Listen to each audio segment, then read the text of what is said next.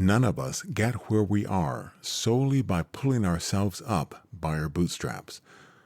We got here because somebody, a parent, a teacher, an Ivy League crony, or a few nuns, bent down and helped us pick up our boots. Thurgood Marshall. We hear a lot about people who are self-made. The phrase has become part of our culture. We celebrate the entrepreneur who started in a garage, the athlete who overcame impossible odds, or the executive who worked their way to the top. It's an appealing story because it emphasizes determination, grit, perseverance. But Thurgood Marshall reminds us that even the strongest people didn't make the journey alone. Someone helped. Maybe it was a parent who believed in us before we believed in ourselves. Maybe it was a teacher who noticed potential that we couldn't yet see. Maybe it was a supervisor who took a chance on someone without the perfect resume. Maybe it was a friend who listened when everything felt abysmal. Or maybe it was someone we'll never know by name. The person who wrote the scholarship recommendation, the volunteer who coached a youth team, the stranger who introduced two people over coffee. Success is rarely an individual achievement. It's usually a community effort. I think about my own career.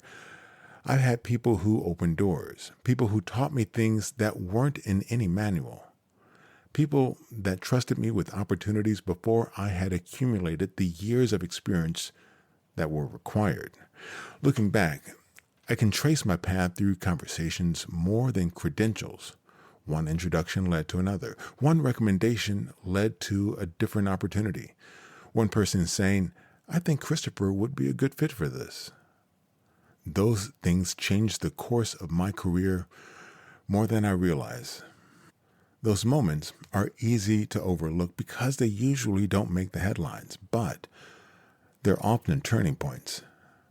Marshall's quote also challenges another assumption. When we tell ourselves that we got here entirely on our own, we unintentionally erase the generosity of the people who invested in us. Gratitude isn't just about being polite. It's about seeing our lives accurately. Recognizing that someone helped us doesn't diminish our accomplishments. It gives them context. And there's another side to this quote. If someone once bent down to help us, who are we reaching down to help today? Not because we're obligated, not because we expect anything in return, but because someone did it for us. Sometimes mentoring looks like an hour over coffee. Sometimes it looks like answering an email from someone just starting out. Sometimes it's introducing two people who ought to know each other. Sometimes it's just encouraging someone who's ready to quit. The moments rarely feel dramatic, but years later, someone may point back to them as the reason they kept going. I also appreciate the humor in Marshall's wording. He doesn't only mention parents and teachers. He includes Ivy League cronies or a few nuns. It's wonderfully specific, and I think it's intentional. Help comes from unexpected places. Not everyone who changes your life is someone you expect to meet.